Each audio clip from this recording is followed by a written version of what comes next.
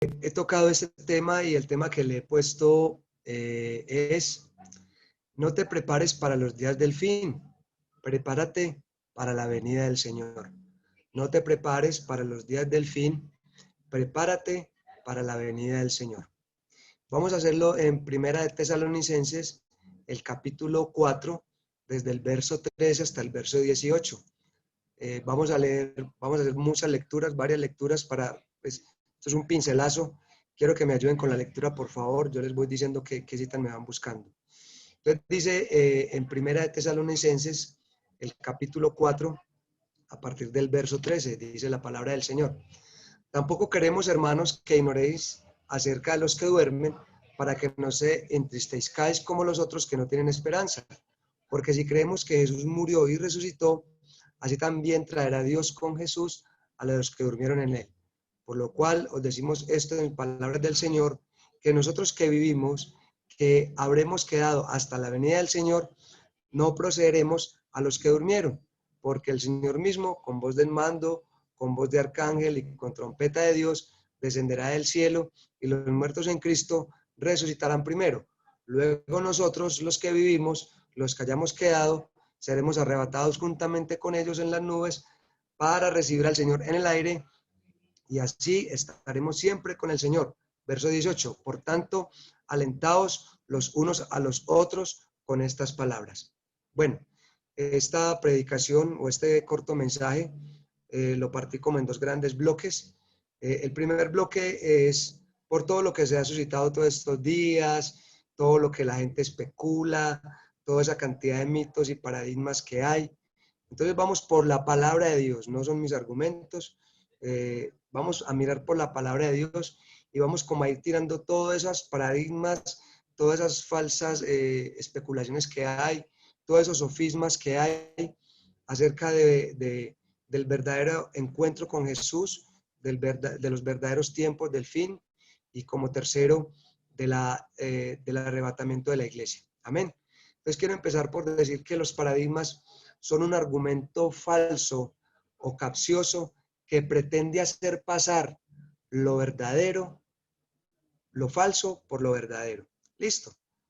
Entonces vamos a empezar a romper paradigmas, vamos a destruir por la misma palabra de Dios todos esos sofismas que hay callejeros, que inclusive, comillas, me da pesar que a veces muchos hermanos, por no escudriñar, por no leer, por no meterse en la Biblia y tal vez por mirar con otros tipos de ojos las cosas, se confunden y resultan inclusive haciendo comentarios, por ejemplo, montan una cadena en WhatsApp y la replican, no se van a la fuente, que oyeron trompetas en el cielo, que hubo que las arenas que vienen del Sahara son, o sea, una cantidad de cosas que en realidad uno se va al texto, a la palabra de Dios, y eso no tiene asedero, no tiene pues uno cómo confrontar, cómo mirar todo esto. Pero entonces empecemos mirando como algunos sofismas y paradigmas que hay. Entonces hay una frase muy popular que toda la gente dice con respecto a la venida del Señor y al arrebatamiento de la iglesia. Dice, pues si pues vamos a caber en un pedazo, vamos a caber en el cielo, no vamos a caber en este pedacito, que siempre regularmente es lo que la gente dice. Dice que no vamos a caber todos en el cielo. Y la Biblia no dice que todos vamos a caber en el cielo. Vamos a ver qué es lo que dice la Biblia. Vamos a leer en Lucas capítulo 13, desde el verso 21, 22 y 23, y dice: no todo el que me dice Señor, Señor, entrará el reino de los cielos, sino el que hace la voluntad de mi Padre que está en el cielo.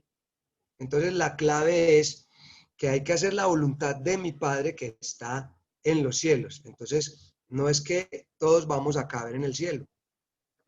Es una primera mentira. Todos no vamos a caber en el cielo porque estamos rompiendo todos los paradigmas por la palabra de Dios. Dice, y muchos me dirán en aquel día, muchos, o sea, todos los que argumentan esa cantidad de cosas, dirán, Señor, Señor, no profetizamos en tu nombre y en tu nombre echamos fuera demonios, y en tu nombre hicimos muchos milagros. Y entonces les declararé, nunca os conocí, apartados de mí, hacedores de maldad. Entonces, ¿quiénes? Entonces hay una pregunta. Si no todos entrarán al cielo, entonces hay una pregunta. ¿Quiénes son entonces los que entrarán al cielo o los que entraremos al cielo? Entonces, muy sencillo, es todas las doctrinas que hemos visto semana tras semana, casi que literalmente en orden. Entonces, ¿cuáles?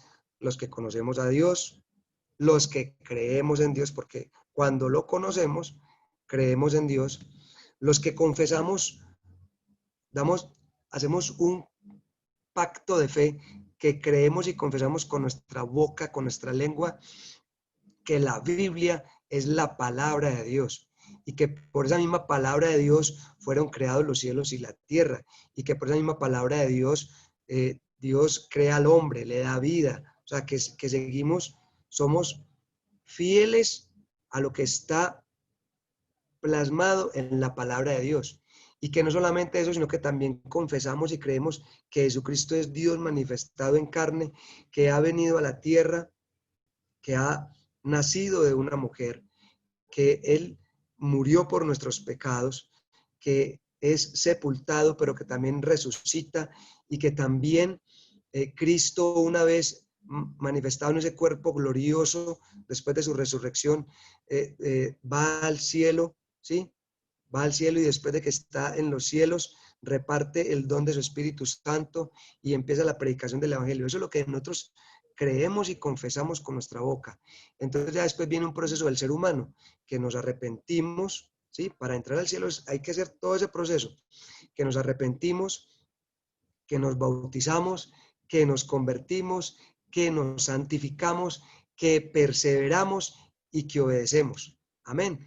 Entonces esos somos los que vamos a entrar al cielo. Todos los que hayamos confesado con nuestra boca a partir de la fe, todo eso. Entonces esos seremos los que vamos a entrar al cielo. Otro paradigma para los tiempos del fin. Dicen, no, que es que el Papa o Bill Gates o Donald Trump son el anticristo y que el anticristo ya está. No, señor, ellos no son el anticristo. ¿Por qué? Porque la escritura dice que el anticristo no, aquí lo tengo en mi nota, lo tengo con mayúscula y con rojo. El anticristo no se manifestará porque la iglesia todavía está en la tierra. Segundo, porque la presencia de Dios en su Espíritu Santo todavía está sobre la tierra. Vamos a leerlo en 2 de Tesalonicenses, capítulo 2. El hermano Freddy me colabora. 2 de Tesalonicenses, capítulo 2, del verso 6 al verso 8. Ya voy. Tranquilo.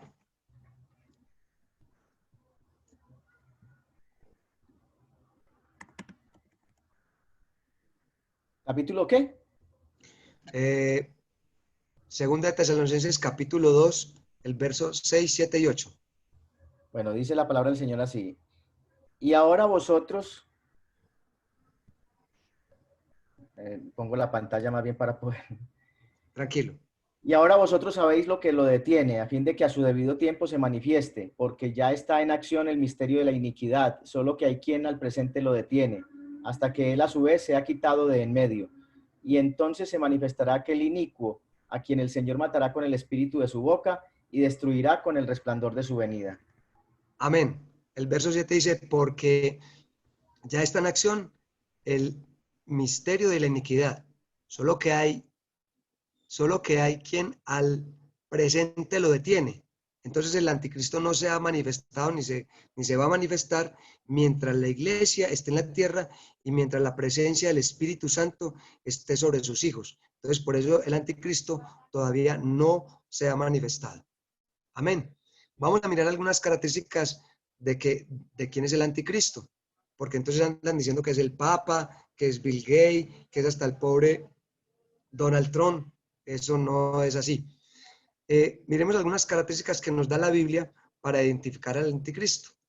Primero, el anticristo será un judío, será de nacionalidad judío y descendientes judíos, de en madre judía, porque la genealogía la da la madre y el padre en cuanto a la tribu. Y dice, será de la tribu de Dan, como está consignado en Daniel 11, 36 al 39. Y dice, y el rey hará su voluntad y se ensorbecerá y se engrandecerá sobre todo Dios y contra el Dios de sus dioses hablará maravillas y prosperará hasta que sea consumida la ira, porque lo determinado se cumplirá. Y el verso 37 dice, del Dios de sus padres no hará caso. Por eso se llama anticristo, porque es todo lo contrario a Cristo. Y dice, y ni el amor de las mujeres, ni respetará a Dios alguno, porque sobre todo esto se engrandecerá. Esas pueden ser como algunas características del anticristo. Mas honrará en su lugar al Dios de las fortalezas, es decir, ofrecerá ofrenda y holocausto no al Dios de Israel, sino a otros dioses. Y no solamente eso, sino que adorará al Dios que no es de sus padres y se volverá o se convertirá en un hombre que solo ame el oro, la plata y las piedras preciosas. Amén. Entonces ahí podremos ver algunas características del anticristo, ¿sí? Y no solamente eso, sino que será un hombre que con engaños y argucias, valga la redundancia, engañará al mundo para hacer creer que él es Dios. Inclusive se sentará en el trono de Dios haciéndose pasar por Dios. Amén. Otro paradigma que hay, que la gente dice, no, este es el fin del mundo. Pues, ¿cómo le parece que este no es el fin del mundo? Este no es el fin del mundo porque Mateo, en el capítulo 24, el verso 3 y el verso 6, lo dice así. Dice, a Jesús le preguntan también que si ese era el fin del mundo, que cuándo vendría el fin del mundo. Y el Señor le responde. Dice, voy a leer Mateo 24 a partir del verso 3. Y dice, y estando él sentado en el monte de los olivos, los discípulos se le acercaron aparte diciendo, dinos cuándo serán estas cosas y qué señales habrán de tu venida en el fin del siglo. El verso 4 dice, Jesús respondió, les dijo, mirad que nadie os engañe, porque vendrán muchos en mi nombre diciendo, yo soy el Cristo, y a muchos engañarán. La clave está en el verso 6, cuando la gente anda diciendo por ahí loca en Facebook, YouTube, en cadenas de WhatsApp, que estamos en el fin del mundo. Oiga, como dice el verso 6, y oiréis de guerra y rumores de guerra. Mirad que no os turbéis, porque es necesario que todo esto acontezca, y lo tengo en rojo, dice la última parte del versículo, pero aún no es el fin. Y el verso 7 dice, ¿por qué no es el fin? Porque tendrán que pasar estas cosas. ¿Qué tendrán que pasar? El verso 7 es la respuesta, porque se levantará nación contra nación y reino contra reino. Dice, y habrán pestes y hambres y terremotos en diferentes lugares, y todo esto será principio de dolores. Entonces este no es el fin, estamos en los principios. Entonces mucha gente dice, ay no, es que entonces si habrán pestes y habrán plagas y habrán enfermedades, entonces el COVID, que también es lo de moda, dice, ay, es que el COVID es un castigo de Dios, es un castigo de Dios. Pues ¿cómo le parece que estuve mirando y el COVID apenas es algo tan pequeñito con relación a 7 plagas que casi han exterminado, casi que han acabado o han diezmado la población mundial? Entonces, a través de la historia han habido pestes peores que casi han diezmado la población mundial, llevándose a la muerte 1/3 de sus habitantes. 1/3 de sus habitantes. Entonces dice que han habido plagas a través de la historia. Y tengo aquí 7, un pincelazo rápido. Voy a comentarles acerca de las 7 más grandes plagas que han habido a través de la historia. Entonces, el COVID es una plaga más, es una enfermedad más, que Dios nos dará la fortaleza para superarla. Y si es el caso, entonces, partir con el Señor, pues que el Señor nos ayude. Entonces, una es la peste de Justiniano. Para que se den más o menos de cuenta, esta plaga o esta peste se llevó 4 millones de personas en tan solo 2, 3 años que duró esta enfermedad. 4 millones de personas, ¿sí? Donde se llevó casi en las grandes ciudades, murieron casi el 40% de sus habitantes. Y oiga lo que dice una nota al pie, dice, en todo el imperio se había cobrado la vida más de 4 millones de personas. Las consecuencias económicas fueron tan catastróficas, pues hubo momentos en que el número de muertos superaba el número de los vivos. ¿Ah?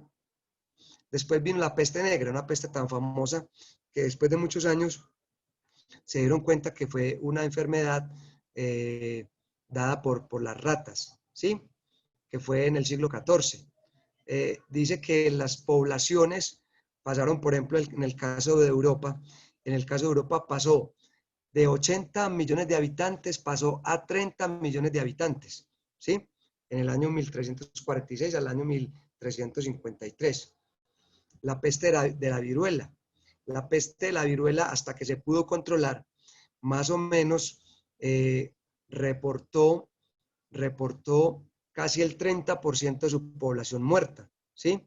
Y es una enfermedad tan antigua que hasta que se pudo controlar con vacunas, fue una enfermedad que duró más o menos aproximadamente 10.000 años, ¿sí?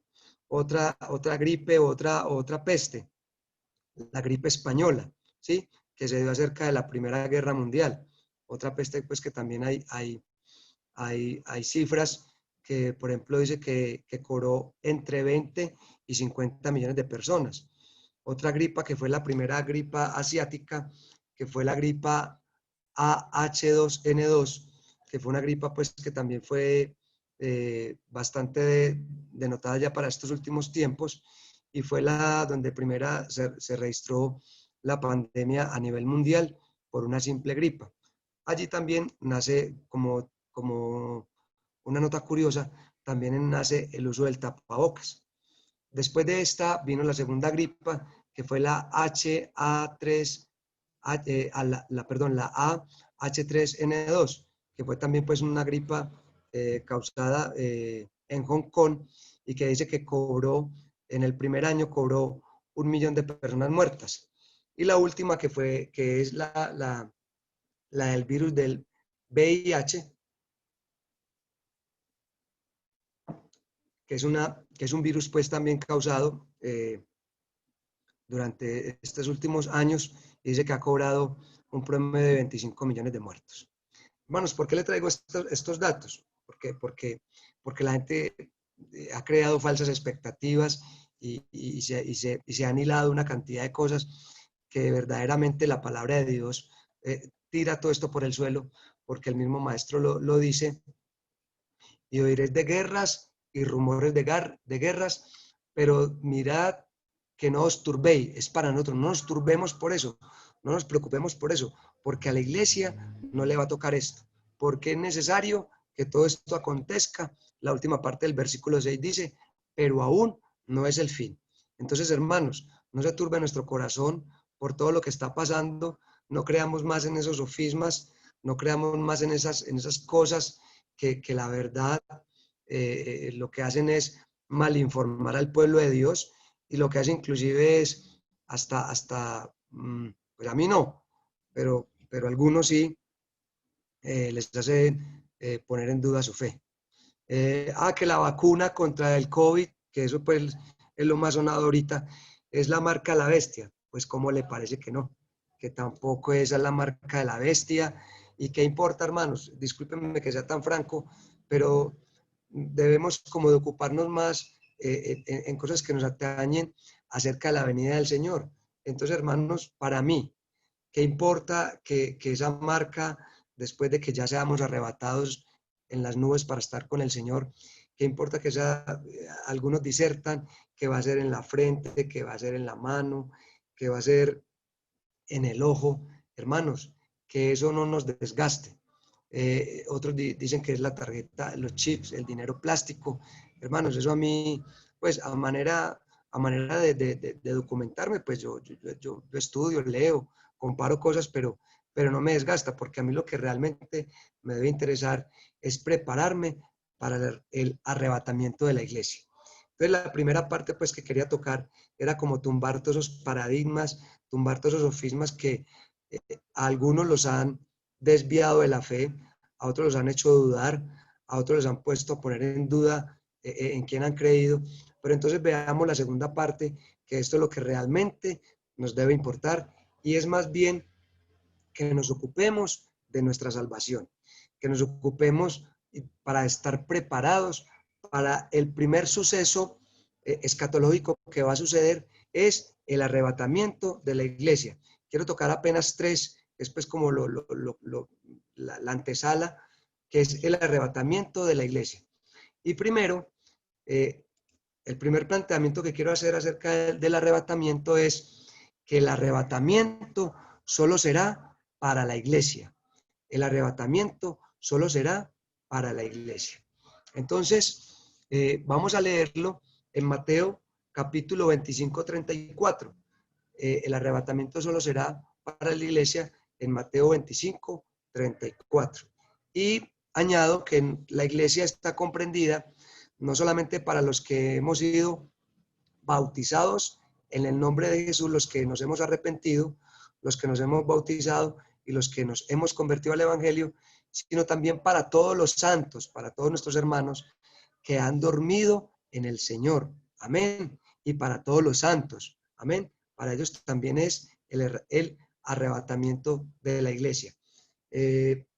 Vamos a leer Mateo capítulo 25, el verso 34.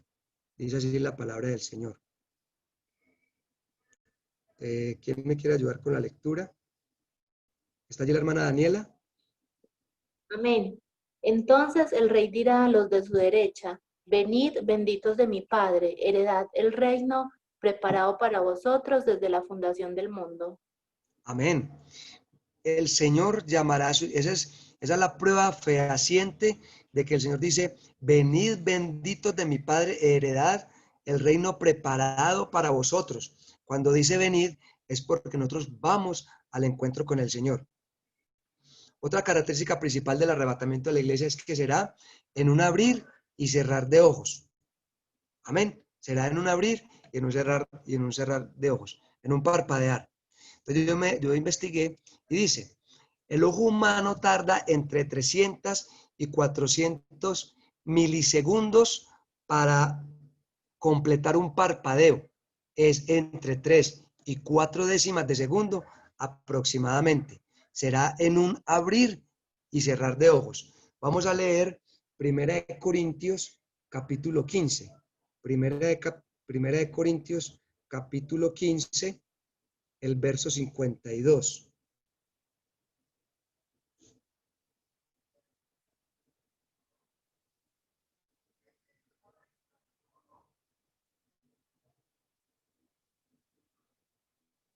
Veo aquí la familia Londoño Mesa. La hermana Margarita, por favor, 1 Corintios capítulo 15, versículo 52 al 55. Amén, amén, gloria al Señor. Del 52 al 55. Sí, porque dice que el arrebatamiento de la iglesia será en un abrir y cerrar de ojos. En un momento, en un abrir y cerrar de ojos, a la final trompeta, porque se tocará la trompeta y los muertos serán resucitados incorruptibles, y nosotros seremos transformados, porque es necesario que esto corruptible se vista de incorrupción y esto mortal se vista de inmortalidad. Y cuando esto corruptible se haya vestido de incorrupción y esto mortal se haya vestido de inmortalidad, entonces se cumplirá la palabra que está escrita: sorbida es la muerte en victoria. Amén. ¿Dónde está, oh muerte, tu aguijón? ¿Dónde, oh sepulcro, tu victoria? Amén, amén. Entonces empieza diciendo que el arrebatamiento de la iglesia será en un abrir y cerrar de ojos. Y que esto corruptible, entonces pasarán dos cosas. Una, que nuestros hermanos que estén dormidos, porque la escritura dice que están dormidos, o para algunos más, que sea más claro, dice que los que hayan muerto en Cristo Jesús,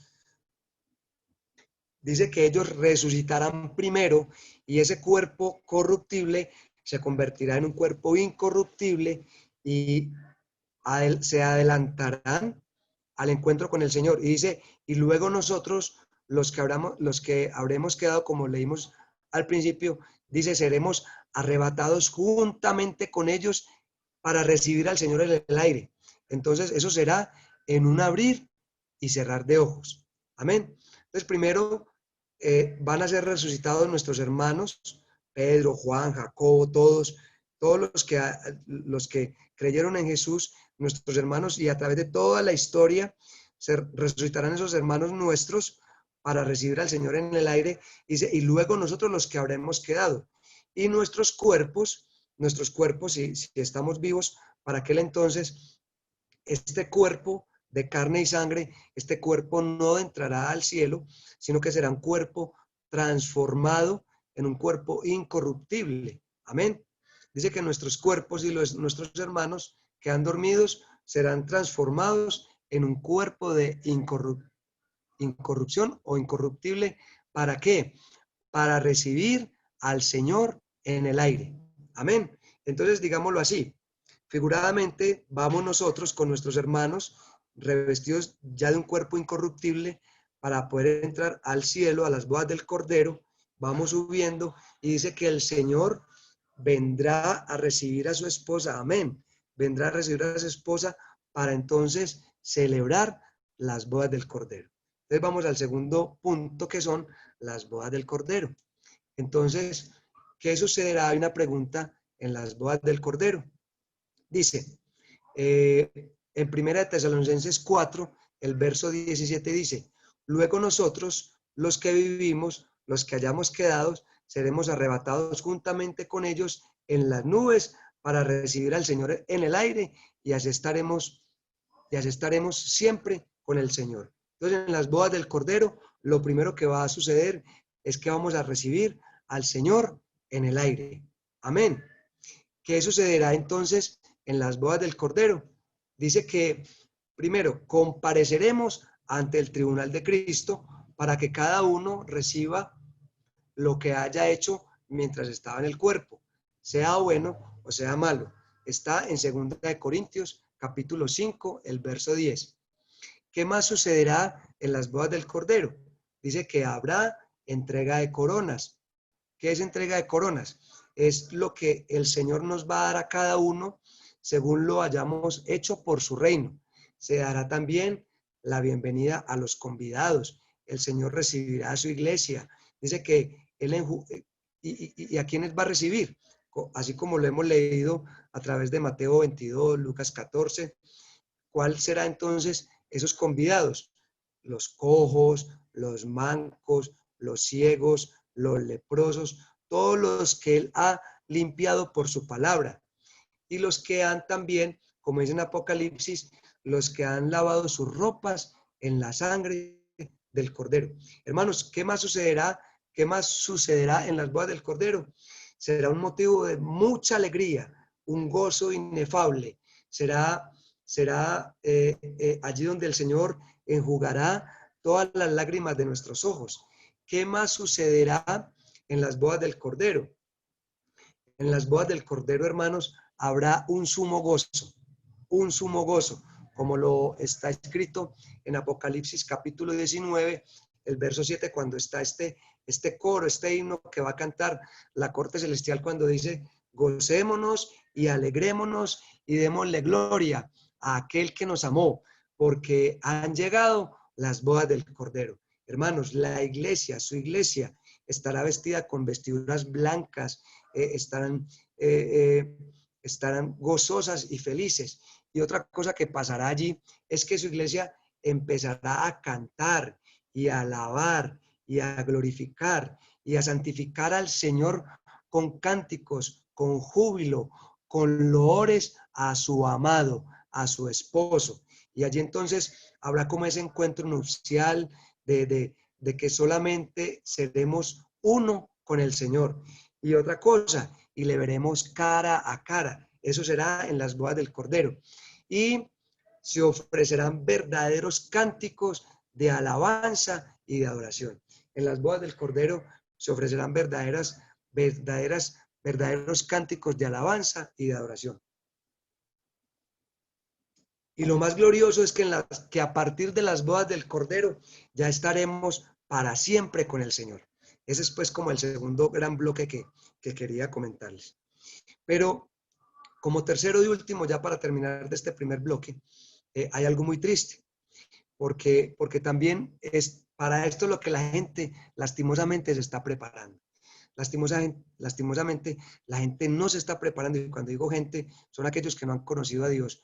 Hay gente que se está preparando más fácil para supuestamente soportar la gran tribulación, el anticristo, cualquier cantidad de cosas que vienen, en vez de prepararse para la venida del Señor, que es mucho más fácil, ¿sí? Entonces voy a tocar unos pins, algo muy poco, muy pequeño, pues por falta de tiempo, que cuando se manifieste el anticristo, lastimosamente, cuando pase un periodo de tiempo de 7 años, serán más o menos aquí será gozo, alegría, las bodas del Cordero, estaremos con el Señor dándole gloria y loor y alabanzas. Un periodo de 7 años, como lo dice en el libro de Daniel, un periodo de 7 años, pero lastimosamente aquí en la tierra pasarán dos cosas.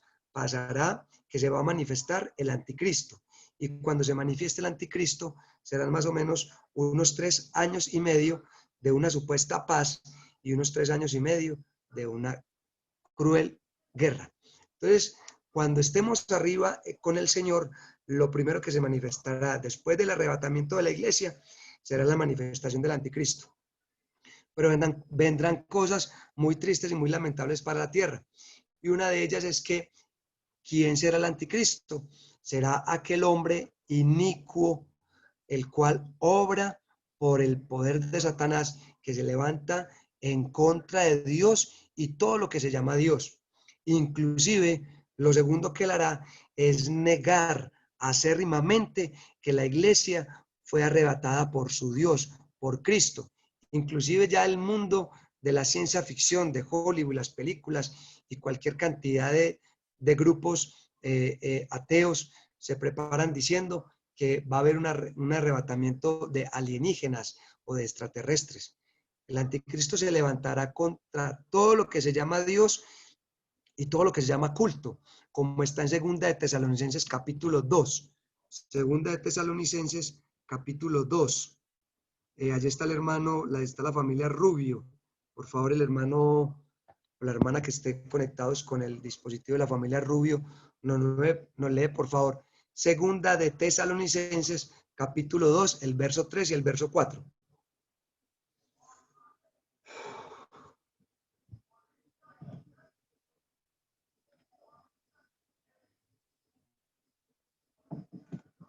Amén. Dios le bendiga.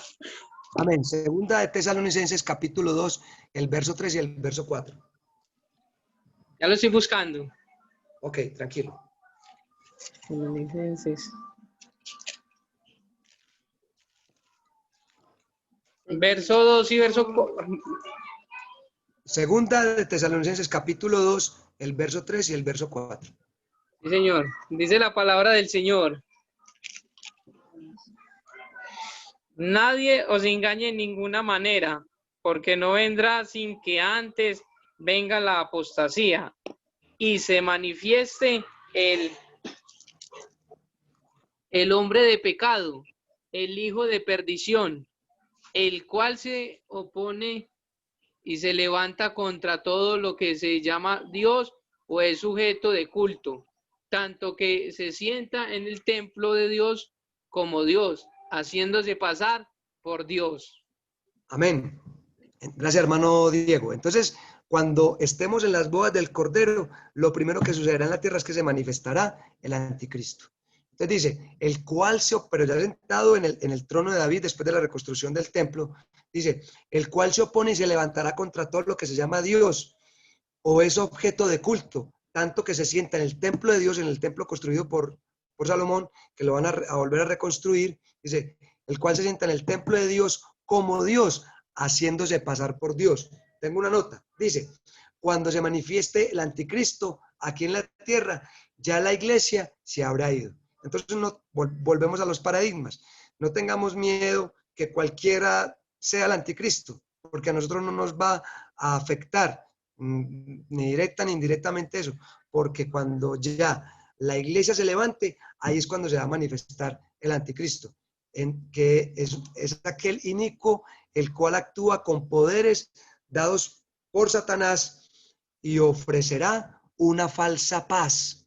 Este cuento de la paz, que es un cuento, porque la Biblia dice que ofrecerá una falsa paz, también está consignado en Primera de Tesalonicenses capítulo 3, porque dice, cuando digan paz y seguridad, entonces vendrá sobre ellos destrucción repentina, como los dolores de la mujer encinta, y no escaparán. Pero eso sucederá en el tiempo cuando se manifieste el anticristo.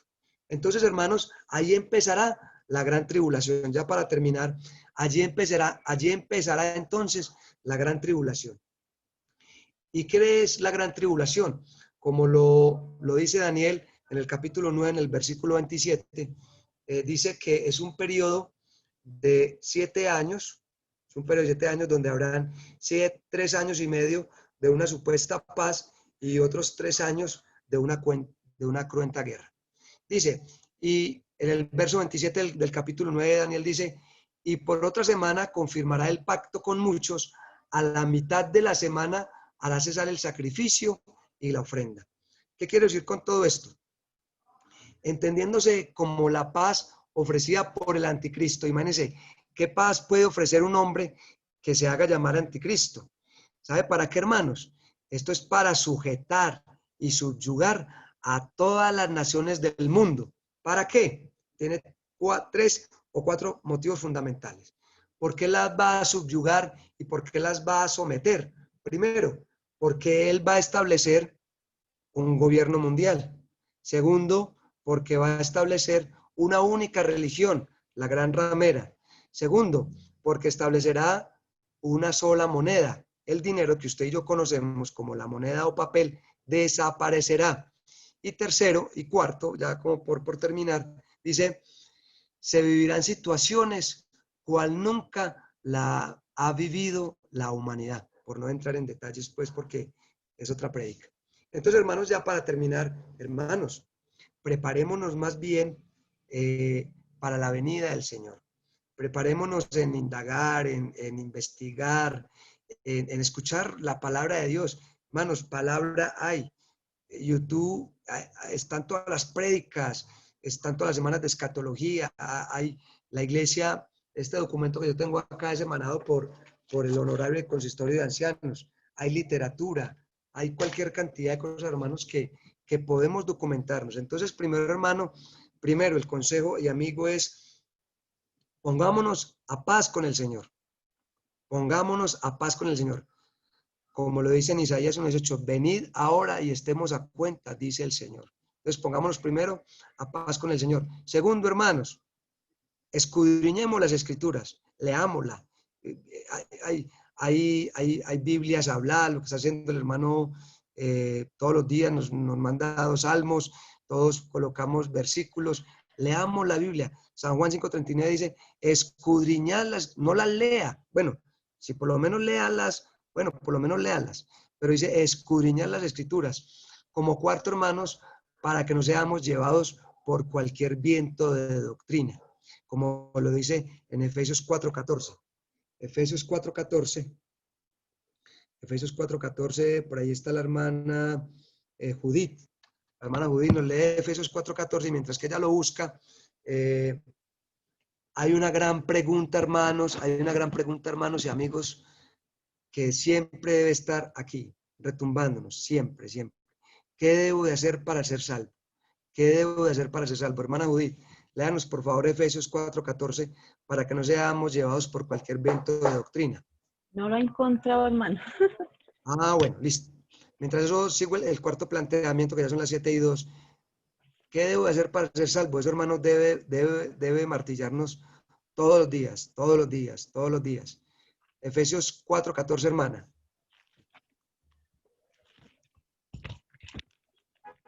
No, hermano, se me perdió Efesios. Ya yo lo tengo aquí, entonces, Efesios 4:14 11 dice, para que ya no seamos niños fluctuantes, llevados por doquiera de todo viento de doctrina, por estratagema de hombres que para engañar emplean con astucia las artimañas del error. Amén. Dice para que ya no seamos niños fluctuantes. Niños fluctuantes es que el niño es fluctuante, o sea, y creen una cosa hoy, creen otra cosa mañana, y lo que le dicen, entonces lo van como moldeando. No, hermanos, nuestra fe debe ser una convicción férrea. Dice que no seamos fluctuantes, guiados por cualquier viento de doctrina. Sabemos en quién hemos creído. Tenemos que saber para dónde vamos, ¿sí? Y tenemos que saber que las arras que tenemos son las promesas, lo que nos ha ligado directamente a esta salvación tan grande. Y me gusta mucho, hermano, este pasaje para los amigos. Entonces, ¿qué debo hacer para ser salvo? Está el gran interrogante que le hace el carcelero. Entonces, Hechos de los Apóstoles, capítulo 16, a partir del verso 25. Hechos capítulo 16,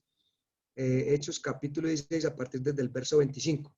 Dice así la palabra del Señor. Pero a medianoche, orando Pablo y Silas, cantaban himnos a Dios y los presos los oían. Entonces sobrevino de repente un gran terremoto, de tal manera que los cimientos de la cárcel se sacudían y al instante se abrieron las puertas y las cadenas de todos se soltaron. Despertando el carcelero y viendo abiertas las puertas de la cárcel, sacó la espada y se iba a matar, pensando que los presos habían huido. Mas Pablo clamó a gran voz diciendo, no te hagan ningún mal, pues todos estamos aquí. Entonces, pidiendo luz, se precipitó adentro y temblando se postró delante a los pies de Pablo y Silas y sacándolo les dijo, señores, ¿qué debo hacer salvo? Hermanos, hay mucha gente en la calle preguntándose en este momento qué deben de hacer para ser salvos, hermanos. Y esta es la oportunidad que nosotros, la iglesia de Cristo, debe salir a anunciar, a predicar.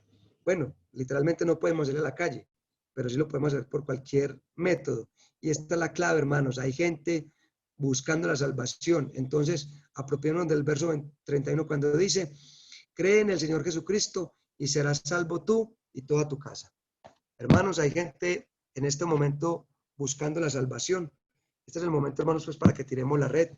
Este es el momento también para que también afiancemos nuestra red y pongamos todo lo que hemos creído, todo lo que somos, todo lo que nos han enseñado. Hermano, este es el momento para poner en práctica todo lo aprendido, porque de verdad no es el fin, pero sí es el principio del fin. Entonces preparémonos pues, no para la venida del anticristo o para ser tan valientes y tan fuertes de estar en la gran tribulación. Preparémonos más bien nuestra alma, nuestro cuerpo, nuestro espíritu para estar algún día con el Señor en las bodas del Cordero y así estar para siempre con Él. Y qué dicha verlo cara a cara. Que el Señor les bendiga y les guarde. Bueno, antes de que la hermana Dioselina cierre y ya que hay